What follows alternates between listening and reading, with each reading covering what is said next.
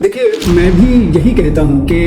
رہبر معظم کی جانسوز شہادت اور موجودہ حالات کے پیش نظر عید کو نہایت سادگی اور عاجزی کے ساتھ منایا جائے۔ یہ عید شہدائے اسلام، خاص کر رہبر معظم اور ان کے انباء، شہید ہونے والے افراد اور ہمارے مرحوم عزیز و اقارب کے نام، جنہوں نے ہمیں عشق اہل بیت کا قرینہ سکھایا اور دامن اہل بیت سے ہمیں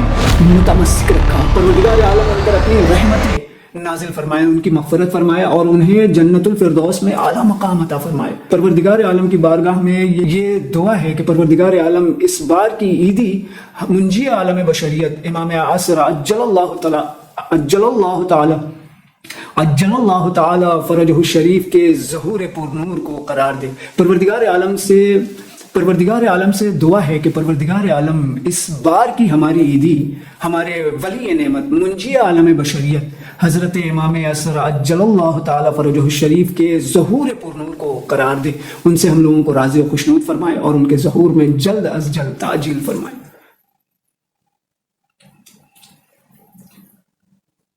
دیکھیے، جیسا کہ ایسے بھی اور یہ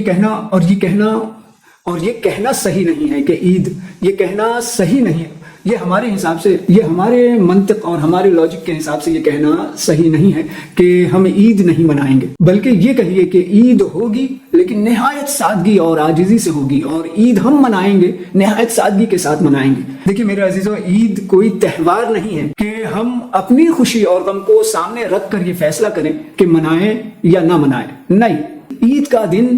خداوند عالم کی طرف سے قرار کردہ ایک مقدس موقع ہے۔ جیسا کہ عید کی نماز کے قنوت میں ہم ایک دو مرتبہ نہیں بلکہ 7 سے 9 مرتبہ یہ کہتے ہیں کہ وَهَذَا الْيَوْمُ الَّذِي جَعَلْتَهُ لِلْمُسْلِمِينَ عِيدًا، کہ خدایا یہ وہ دن ہے کہ جسے تو نے مسلمانوں کے لیے عید قرار دیا ہے۔ لہٰذا میرے عزیزوں، میرے نوجوانوں اور میرے ہم عمر ساتھیوں، عید ہوگی خواہ ہم جس حالت میں بھی ہوں، البتہ موجودہ حالات کے پیش نظر نہایت سادگی اور عاجزی کے ساتھ ہوگی۔ اپنے عظیم شہداء، خصوصاً شہید انسانیت رہبر عظیم الشان کی یاد کے ساتھ منائیں گے۔ قرآن خوانی ہوگی، فاتحہ خوانی ہوگی، شہداء کا ذکر ہوگا، شہداء کی تصویروں کے ساتھ ہم اپنی عید منائیں گے اور تمام شہداء اسلام کو خراج عشق و عقیدت پیش کریں گے۔ یقیناً میرے عزیزو، رہبر معظم کی جانسوز شہادت اور موجودہ حالات کے پیش نظر اس عید کو نہایت سادگی اور عاجزی کے ساتھ منانے کی ضرورت ہے۔ یہ عید شہداء اسلام، خاص کر رہبر معظم اور ان کے ساتھ شہید ہونے والے تمام افراد اور ہمارے مرحوم عزیز و اقارب کے نام ہیں، جنہوں نے ہمیں عشق اہل بیت کا قرینہ سکھایا اور دامن اہل بیت سے ہمیں متمسک رکھا۔ پروردگار عالم ان پر اپنی رحمتیں نازل فرمائے، ان کی مغفرت فرمائے اور انہیں جوار ائمہ اطہار علیہ السلام میں اعلیٰ مقام عطا فرمائے۔ رہبر معظم کی جاسوس شہادت اور موجودہ حالات کے پیش نظر عید کا دن ہمیں نہ صرف اور صرف سادگی اور عاجزی کے ساتھ منانے کا موقع فراہم کرتا ہے، بلکہ ہمیں اس موقع پر اپنے غریب و تنگ دست افراد کی مدد کرنے کی ضرورت بھی یاد دلاتا ہے، تاکہ وہ بھی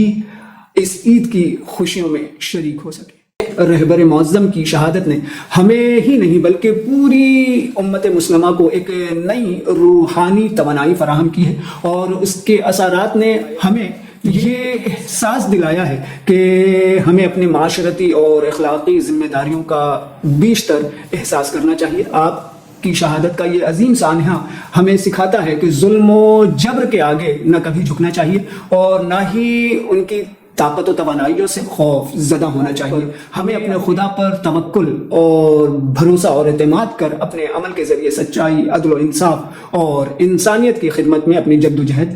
جاری رکھنی چاہیے۔ آخر میں پروردگار عالم سے دعا ہے کہ پروردگار عالم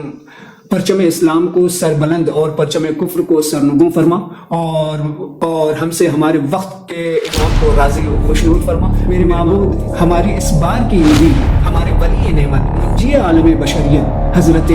امام عصر عجل اللہ تعالی فرجہ الشریف کے ظہور کو قرار دے، ان کے ظہور میں تعجیل فرما، ان سے ہم لوگوں کو راضی و خوشنود فرما اور ہمیں ان کے اعوان و انصار میں شمار فرما۔ اللہم عجل لولیک الفرج۔